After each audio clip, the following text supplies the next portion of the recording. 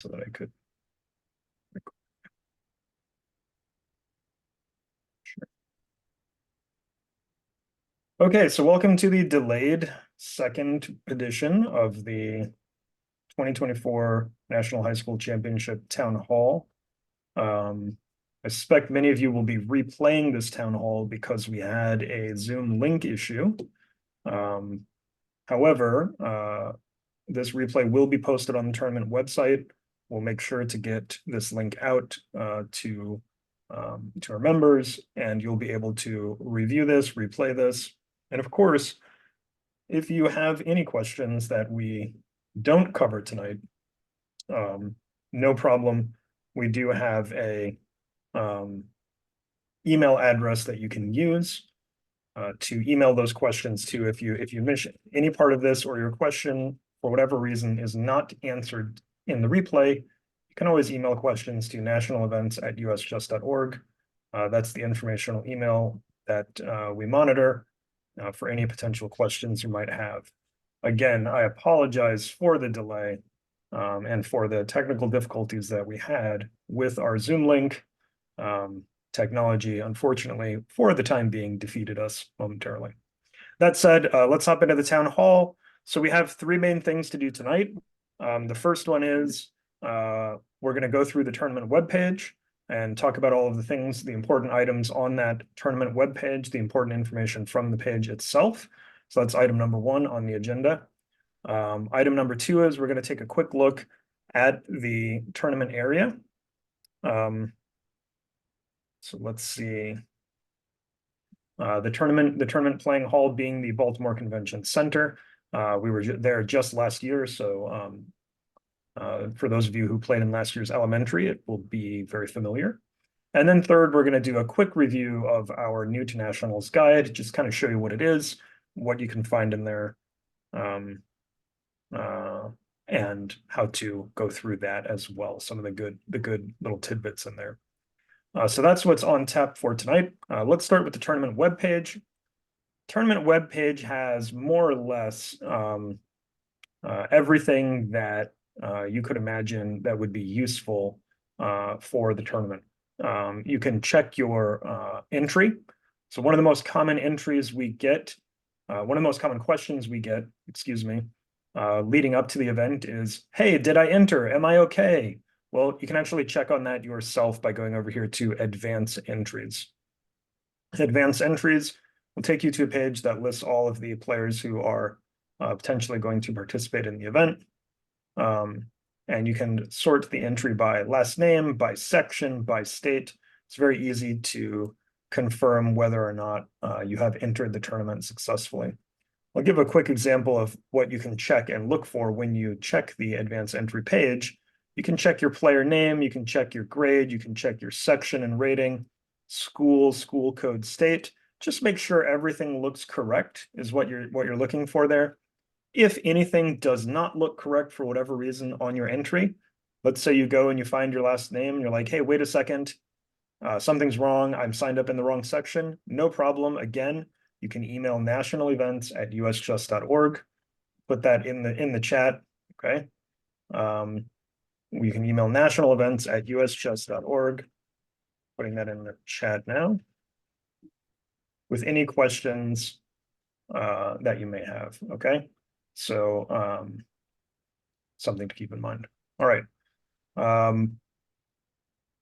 So back to the tournament page. A couple of items to note here. We do have an overflow hotel. All of the information on those are posted here. Additionally, I do know, let me try to find exactly where we made note of this. Yes, so the overflow hotel is the area where the tournament is hosted, sort of has a lot nearby. All of the hotels that we selected are within reasonable distance of the event site, and they should also make it pretty easy to find Otterbein Lobby, which is the main entrance that we recommend using. I will show you that on the map in just a second. Okay. All right, so next thing I want to point out here, pairings and standings are going to be posted online. When the tournament goes active, you'll see up here a results and pairings link that looks just like this. Now, you'll notice if I click on that right now, there's not going to be anything here to show because the tournament hasn't started yet. So there's no results, there's no pairings, etc. There's no standings. But when the tournament is live, this will be populated with information. You can always check your pairings here. You can check your standings here. You can check your team standings here. And ultimately, when the tournament concludes, you can check the winners list here too. You can see how well you did. That's all on the tournament page itself. Okay. Additionally, on the tournament page, apart from checking your advanced entries, apart from checking your pairings and your results, there's some other useful information as well. For example, well, since I'm scrolling right past it, there's an awards claim page as well. Okay. So let's say the event is over, you check your results and pairings, you see, hey, I was one of the winners, I received an award, but my flight left early, I need my award shipped to me. Right here, use this link. You can actually click on this, it will take you to a form to fill out, and you can get your award shipped to you. Okay, you can request that from Trophies Plus. All right. New to Nationals Guide, we're going to look at that. That's item number 3 on our agenda, so I'm going to skip over that for now. As mentioned above, Otterbein Lobby is the best point of entry, okay? And I will show you exactly where that is once we pull up the convention center map next. Now, very important here, I'm slowing down on this particular section. As I mentioned at the beginning of tonight's town hall, we actually held the 2023 elementary championship at this same site in Baltimore, okay? Now, during this event in Baltimore last year, we had some of our participants who were roughhousing, they were participating in a game of tag that resembled a little more like professional football. They were kicking balls around and throwing stuff, and our participants were actually responsible for more than $10,000 worth of damage to the facility, which we footed that bill. So this year we will have a zero tolerance policy, okay? If we see someone who is not abiding by convention center rules, they will immediately be removed from the tournament, all right? You'll note the convention center's new policy here, no balls or other throwing items permitted, okay? Use them outside, not inside the building. They have slanted concrete walls that sort of go up in an angled motion. Don't play on them. Real simple, don't play on them, okay? Hall F and Hall G, we'll take a look at the map in just a second, okay? And I'll show you exactly what all that looks like. These particular escalators and stairs, we had a lot of kids playing on them, and one of them broke down during the last event. So parents, coaches, watch your kids. Okay? Please don't let them damage anything. Make sure they're following convention center rules, okay? All right. The other useful information here, of course, we have our entry fee schedule, the sections. One other thing, another common question that we get is what is the schedule for the event, okay? The schedule is posted right here, okay? Along with the tournament information. These round times are static, meaning it's not as soon as possible. The round times are the round times. The round will not start before that time, okay? So if your round finishes real early and you want to go get some lunch, go ahead. Just as long as you're back by the next round time, you are in good shape, okay? Finally, one last thing I wanted to point out. The event page also has a link to the Scholastic regulations, okay? I'm going to pull that up. And the reason I bring this up is because the Scholastic regulations govern the rules for the event, govern how the event is to be administered and organized. So most questions can be answered by reviewing the relevant rule for the Scholastic regulations. One in particular that I want to point out, and we will touch on this again when we go through the Guide to Nationals, is the electronic device policy, okay? So if your player is going to bring in a cell phone or a smartwatch, make sure you are aware of the electronic device policy. It's not just during the game, but it's also after the game, okay? So we don't want, for example, you can see right here, players not permitted to turn on or use the devices in any manner before they've completely exited the playing hall. Okay. For example, we don't want you to turn your phone on and take a photo of the score sheet. And we don't want a phone call being made while other games are in progress. Okay. So the electronic device policy, very, very important. Make sure you're familiar with it. It's published in the Scholastic regulations. Chief TD Enrique Huerta is on the call with me, as well as Scholastic Representative Judith Stare, who is a very experienced tournament director herself. They will both tell you the last thing that we as directors want to do is to have to forfeit a player because of an electronic device policy violation. Don't want to have to do that. Okay, it's the last thing we want to do is to have to forfeit a player because of an electronic device policy violation.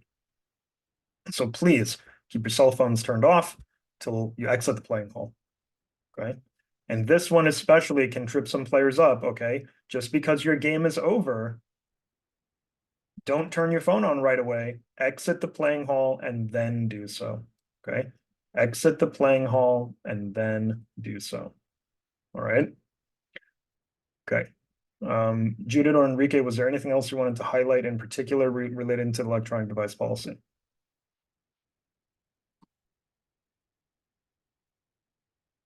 Not hearing anything? This was perfect. Thank you. Sure. Okay, so we're going to continue. All right, let's take a look at the playing site itself. Baltimore Convention Center. It's actually a pretty cool layout. As I mentioned, we were there for the 2023 elementary, so it's a really nice facility. And I'll show you where some of those things are that I was just discussing. So we're going to start on the 100 level here. The 100 level is where the vast majority of the tournament functions are going to take place. Hall F right here is the main playing hall. So when you get on site and you're in Baltimore Convention Center and you want to find where's my chess game, where do I go to play chess? The answer is Hall F. Okay, Hall F is the main playing hall. So when you enter the event, you want to go downstairs. Actually, you'll notice this is the 100 level of the playing hall. Downstairs has Hall F. That's the main playing hall. The swing hall is sort of a waiting area. We will also have chess control in the swing hall as well. So if you're looking for chess control, that's where you go if you have a question or a concern or a problem, you go to chess control. I'll talk more about that when we get to the New to Nationals guide. The swing hall is right here next to the playing hall, and that will have chess control, parent waiting area. It's a very large lobby. 32,000 square feet is a lot of square feet. So there's plenty of space there.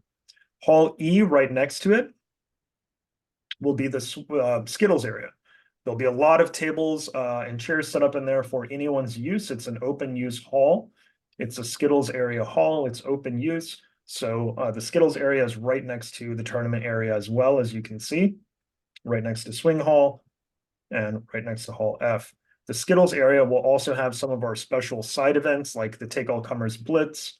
And it will also have, I think the Simul is taking place in the Skittles Hall. And I believe also the t-shirt vendors and other things like that will be placed in the Skittles Hall as well. So again, playing area, Hall F, chess control, parent waiting area is the swing hall, and then Skittles area and other items are in Hall E.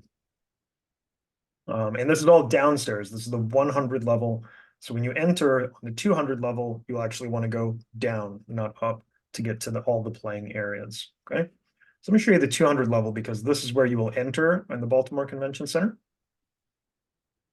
Now, as we have indicated on the tournament website, the best entrance to access the tournament itself is probably Otterbein Lobby, or in my opinion, having been there last year, the Pratt Street entrance was pretty good as well. So both of these entrances will get you more or less where you need to be. Again, to get to most of the tournament functions, you'll actually go down once you enter into the lobby. There's stairwells and escalators on both entrances. As I mentioned, please don't allow your students and players to play on the escalators and potentially break them. It happened last year. I don't want to have to expel anyone from the tournament for breaking an escalator. That would be a really unfortunate reason to do so. So this is level 200. Really quickly, I'll just show you level 300. Nothing is really up there except for team room. So if you have a team room and you've been assigned a team room, this is where you go. So to get to the 300 level, you will go upstairs. And if you have a team room, you're welcome to check this map out. It shows where all the different 300 level team rooms are. Okay, that's the convention center again. For those, I saw a couple people just joining. Playing hall is 100 level, that's hall F. Skittles hall E, chess control and waiting area swing hall. 200 level is the entry level where you come in. The lobbies have access to the playing floor. You can kind of see based on this shape that hall F is more or less right below Otterbein lobby. So we recommend entering there. Okay, I'm going to go ahead and move on. Let's take a look at our new to nationals guide. This is really useful. Just going to make sure I can continue speaking to show this to all of you. New to nationals guide. If you have not been to a Scholastic Nationals before, this is a great resource. I'm going to go ahead and put it in the chat right now. So you can share, please feel free, share this link, share this PDF. Anybody who has not been to a Scholastic Nationals run by US Chess before would find this, I hope, extremely helpful. And it's available, the link is published on our website. I just distributed the link in the chat as well. So please direct everyone to this new to nationals guide. I'm going to highlight just a couple things here. I don't want to be too redundant. We've already touched a bit on a lot of the things herein, but there are some things that are good to know, and also some things that I referenced earlier that I can show you a little bit more about in this guide. All right, first of all, behavior and spectator guidelines. This is a really important one, okay? I discussed earlier on the call how the convention center has a very specific policy regarding behavior within the convention center. So parents, coaches, please help your players, help your participants to follow those rules, okay? One thing that I also want to point out is we have safe play guidelines that were updated, I believe, just within the last month.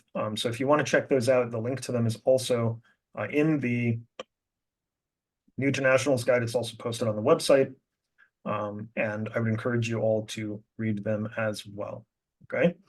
One of our things that we've done to help with safety at national events is we have color-coded exits. We have a lot of players at these events. Right now, I believe we're a little over 1,800, approaching 1,850 players for the high school. I know that it only says 1,700 some online, but trust me, right about 1,850. And with that many players who are leaving, we will occasionally designate color-coded exits so that players can leave in a safe manner. Now, one of the nice things about the Baltimore Convention Center is that it's such a large facility that we can probably get by without doing that, as long as we don't cross the 2,500 player threshold. Just because of how large the entrance and exits areas are, we can get large volumes of people through those areas without too much difficulty. If you are interested in reading a little more about safe play and our commitment to that, please check this out. It also has links to our guidelines as well as the US Center for Safe Sport. So I'd encourage you to feel free to give those a read. Chess control, as mentioned previously, this is where you go on site if you have any issue during the tournament. Hey, I reported my score incorrectly last round. Hey, you know what? I'm going to need a buy. You know what? My name is misspelled on the pairing sheet. Whatever it might be, chess control is your place to start for any questions, okay? So you want to make sure you begin at chess control. And I see, okay, let's see. Here you can see this flag. I'm going to pull the map back up. Give me just a second. In case you join later, just to remind everyone, chess control will be right here in Swing Hall. My best guess is this like little corner up here, which is where we had them last year. So if you have a question or concern, find that flag that says chess control, looks just like that. Go over and have a conversation with the nice people there, and they can, if they can't resolve your problem, they will direct you to who can. And if they can't resolve your problem or direct you to who can, they will call me. So it will get resolved one way or the other. Okay. Moving along. Electronic device policy. We just covered this. Really important. Be aware of what the policy is and the potential problems if you violate the policy, okay? How can you read the entire policy? Again, the scholastic regulations are linked on the website itself. Pull those back up. And electronic device policy is 13.5. You can read it yourself. I'm going the wrong direction. Here we go. You can read it yourself in its entirety here. Really simple. If you don't want to do all of that reading and go in depth on the electronic device policy, it's really simple. Don't have your phone turned on during the game. Don't have your phone turned on after the game until you exit the plane. Really simple. Okay. It's absolutely okay to bring your phone with you if you want. Make sure it's turned off and put in your bag. Okay. Make sure it's turned off and put in your bag. Real simple. A couple other things from the new Nationals guide. I'm going to move along a little bit. Result slips. This is an important one. Result slips are the only record we have of what happened in the game. It's the only one we have. Every event, I'll have 1 or 2 or 3 players who will say, wait a second, I actually won that game. We pull the result slip out. It shows they lost. We have a signature in both places. Guess what? That result is not changing. Okay. Once we have a signed and confirmed result slip from both players, that result is final. So a result slip is how you report what happened in your game. It's very straightforward. When your game finishes, when the player's game finishes, the players will raise their hand. One of our fine directors will come over and ask them both what happened in the game. Do you agree? They'll sign the result slip. Okay, you can see there's a space for round, board section, name, school, result. Don't circle the result until the end. Okay. Don't sign it until the end. Make sure the result matches what actually happened in the game. Then sign the paper. Once the result is agreed to, the paper gets turned into our directors, and that is our record of the game. Okay. That is our record of the game. Notation requirement. At this event, notation is required for everyone. So if you're unfamiliar with notation, we do have a primer that you can go review, but notation is required for everyone in this tournament. Okay. We will provide notation sheets for the players. They must use the sheets that we provide. They should not be notating in their own book or bring their own book in. We'll provide the notation sheets. Okay, you cannot use your own notation book. It's not allowed.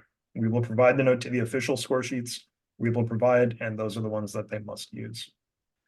Player list, pairings, and standings. We already covered that. That's on the tournament website up here, upper left menu. Same place you can check your advanced entry to make sure your entry is all good. You can also check your results and pairings. Same spot. Okay. One other thing here, side events, the schedule for those is posted on the event website. We have an excellent grandmaster who's joining us this year, Elshan Moradiabadi. He's going to be giving lectures. He's going to be playing Blitz. These events are all the events with Grandmaster Moradiabadi are free to attend. So if you're at the event and you want to go hear a really interesting lecture from a grandmaster, Elshan's wonderful. I think you'll really enjoy listening to him. I'm actually super excited about our Twitch commentary team this year. So we stream on twitch.tv/uschess. You can watch live analysis of the top games from the event. Our commentary team this year is a really great one. Igor and Gopal really are knowledgeable about chess, and they just have a depth of experience that really is unmatched. So I think we're going to have a wonderful team. Team rooms, we touched on those already. I can tell you that if you have not yet reserved a team room, I apologize, it's too late. They're all sold out. Skittles room, once again, it's a casual play area. It's open to everyone. It's also a waiting area if you choose to use it that way. There'll be lots of space, tables and chairs for everyone. That is here in Hall E. So you can see it's right next to the playing hall. It's a great place to agree to meet your child after their game. Playing hall is closed. Nobody's allowed in the playing hall while games are in progress other than players and directors. That's it. So set a meeting point with your player. Say, you know what? Hey, after your game's over, come here. That's where I'll be. Where do I recommend? Skittles room, because it is right next to Hall F. The exit, the players will come out over here. They just walk through the swing hall and find the parents here. Best spot to set a meeting place with them. Okay. Strongly encourage using the Skittles room. It's there for you. We provide the Skittles room for our participants. There's no special K1 section at the National High School, so I'm going to skip that. And I believe that is the last item in here that we need to cover. So again, just want to apologize to everyone before I open up the floor for questions. I just want to apologize to everyone again for the technical difficulties we had earlier with the Zoom link. We're very sorry for that. I can confirm that the meeting simply disappeared when we tried to start it. I apologize for the technical difficulties and for the delay starting the meeting late. Very sorry. There will be a recording of this. So if you are joining late, and you missed a big chunk of it and you want to hear and see everything, we've been recording it. We're going to save that recording and we're going to post the recording on the tournament website. So everyone will be able to replay the recording. I'm losing my voice. I've been talking for an hour. So everyone will be able to replay the recording, review everything that we discussed, and that will be posted on the tournament website as soon as possible. I'll get the recording tonight. I expect it to go up sometime tomorrow, and we'll post the link to the recording for everyone to review. So if you came late and you missed a big chunk of the meeting because of our technical difficulties, no worries. We're going to post this. You can replay it. You can review it. You'll be able to see everything. You'll be able to see all the links that we went through. If you came late, no big deal. What I'm going to do now is I'm going to open the floor up to questions. And I will do my best to answer them. I'm going to start at the beginning. And the first question I saw at the beginning, I don't need the questions reposted, just makes me have to scroll further. Although if you can get them all in the same spot, that would be helpful. But the beginning, let's see. Where did it go? Where did it go? Where did it go? Okay. What impact will the bridge collapse in Baltimore have on the tournament in terms of transportation and logistics? The short answer is I have no idea. This is obviously an unprecedented situation. I can tell you that I personally, previously for this event, drove to it. And during my drive, I was coming from the west. I did not need to use Francis Scott Key Bridge, but I suspect depending on the route, you may have to consider a reroute to the event. But it's just impossible to know what impact that will have in terms of traffic or any other potential logistics. I just don't know. Let's see. Anand posted a much better. Anand is a local, and he posted a much better answer than I can give. So hopefully that is beneficial. Okay, next question I see is, what is the policy for electronic recording devices? They're not permitted. That's the policy. Notation is required. We provide the notation sheets for you. If for whatever reason you have some sort of special circumstance where you are unable to take written notation on the sheets we provide for you, you can request a special exemption to use an electronic recording device that needs to be submitted to the director of events 3 weeks prior to the event start date. I note that the event start date is much closer than 3 weeks. So if you have not already submitted that request, it is too late, unfortunately. Again, that is also published in the tournament information on this page. Andrew, what provisions are made for someone with disabilities conditions? Andrew, we're very inclusive at these events. So if you have a specific need or request, we'll do our best to accommodate you. That should also go in writing to the director of events. That is Boyd Reed, but you can also send it to the email published on this web page, which I posted earlier in chat, and I will post again.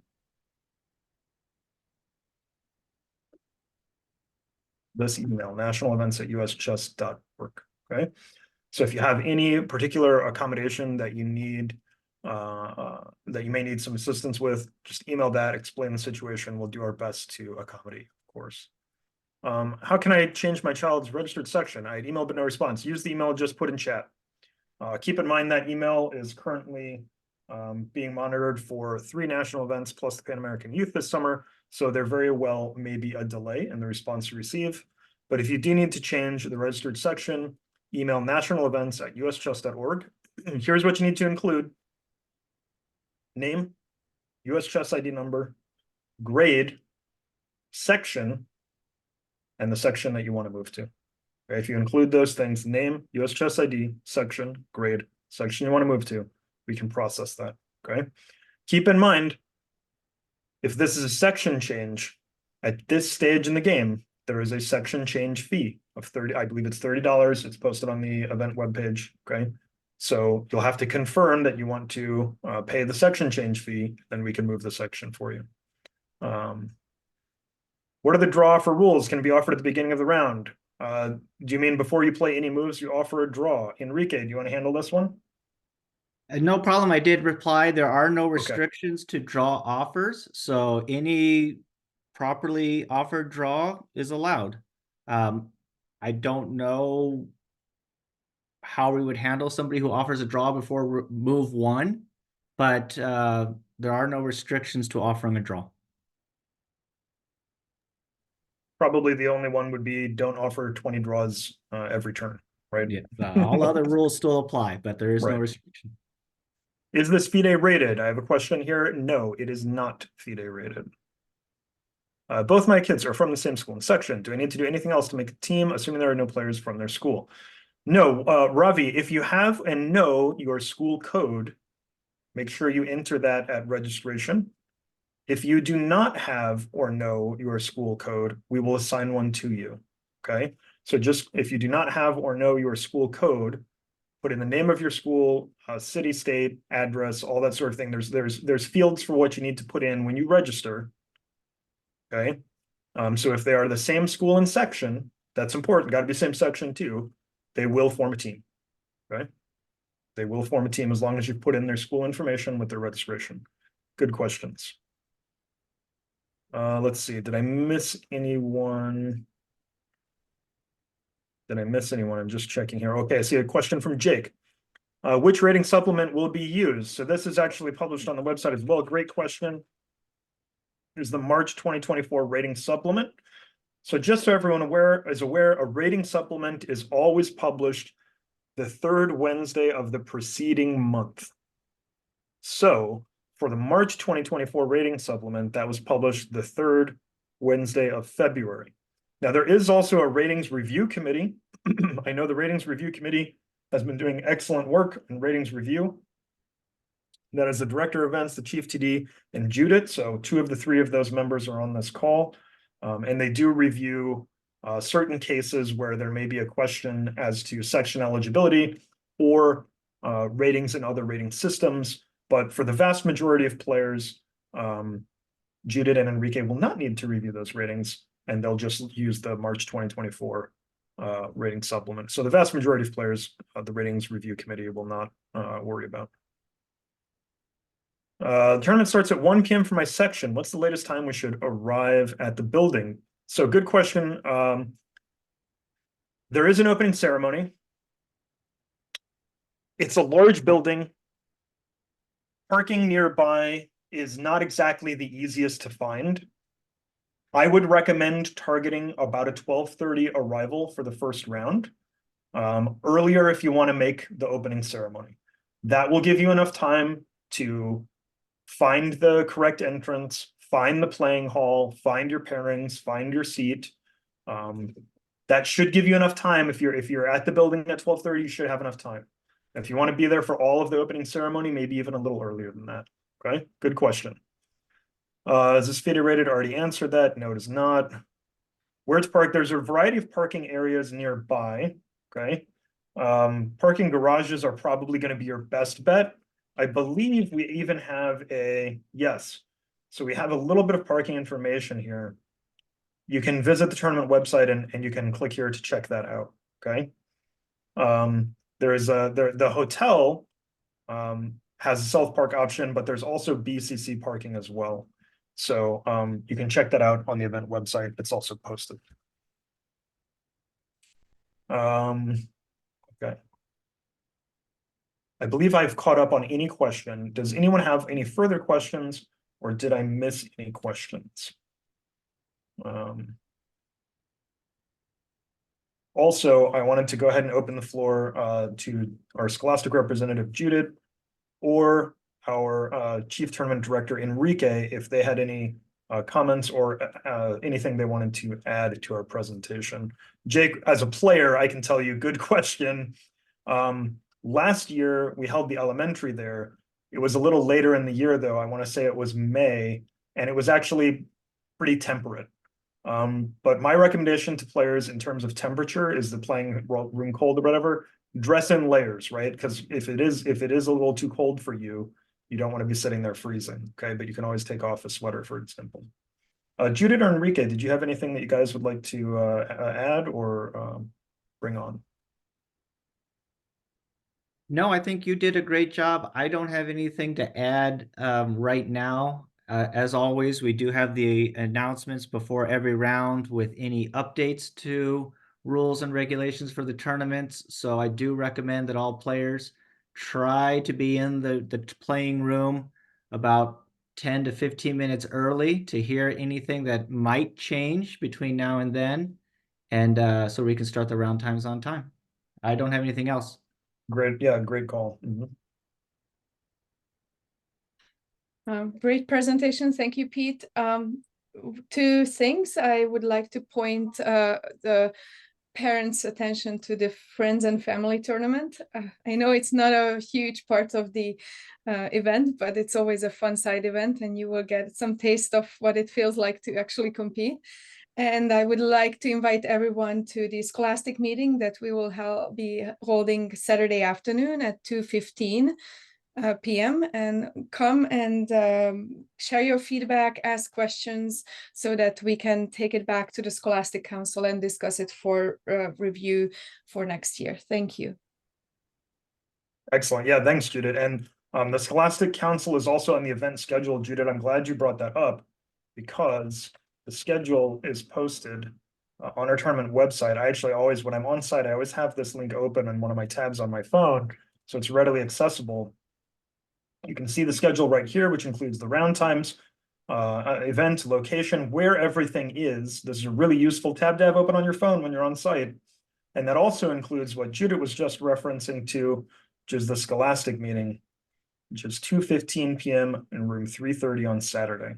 Okay, so if you guys want to make that and listen in or share some thoughts, that's where to find it. Okay, this schedule is again posted on the main tournament webpage. Just do a Control F for schedule events. Bam, there you go. Okay, thanks for bringing that up, Judith. And all of the other items can be found in that schedule too. I see a couple more questions. I see one more question. Larry, I responded to your question in the chat. Param, what are we allowed to bring into the playing hall? Yourself? Something to write with. Make sure you bring something to write with. Pen or pencil to notate your game with. Water, snack. If you have any medical device, you can bring that too. Okay. Snacks, try to keep it, nothing too messy. It's pretty straightforward. Granola bars, things like that. Try to avoid nuts. We do have people with allergies, so try to avoid anything with nuts, peanuts in it, anything like that. Simple snacks. We don't want to bring in like chicken parmesan and like a whole meal, right? Okay, simple snacks. And water, okay? Oh, and thank you, Jeff. Clocks also. Please bring clocks. As Judith is saying, if you have a phone, that makes sense. You want to call your parents after the round, make sure you can connect with them. That's fine. Turn it off, put it in your bag. Okay. The DGT assignment has not been made yet, Jake, but it will be the top games. So usually what we do is we try to get at least one top game from every section, and then the championship section has the majority of the remaining boards. Yes, no problem. I'll put the direct link to the agenda in chat. Absolutely, no problem. Here it is. Thanks, Judith. Nope, Judith beat me to it. Judith, you're fast. I Okay. don't have anything else to do. You're Fair very enough. Yeah, I think I'm usually pretty quick. That was fast. Okay, again, everyone, I just want to wrap up by apologizing for the technical difficulties with the link. It looks like we actually had a pretty good turnout. A lot of people made it in, so I'm glad that the message got out there. Very sorry that the town hall was delayed tonight due to a technical issue. We will post this replay online so that if you missed it or if you missed part of it, you can replay it. I want to thank a few people I see on the call. I see a few of our tournament directors, so thanks for being here, TDs. Chief TD Enrique Huerta, thanks for being here. Scholastic Council member Judith Starr, thanks for being here. And Scholastic Council member Danny Rode, thanks for being here. I hope if I missed anyone else, I apologize. But I hope this was informational for everyone, informative. And if you do have any further questions, please use the email that I posted in chat, national events. That's plural, nationalevents@usjust.org. And keep an eye out for this. We will post it. If you missed the beginning or any part of it, we will post it online. So thanks everyone for being here. And I will see you guys next week in Baltimore for the high school championship. Take care, everybody. Thank you. Take care.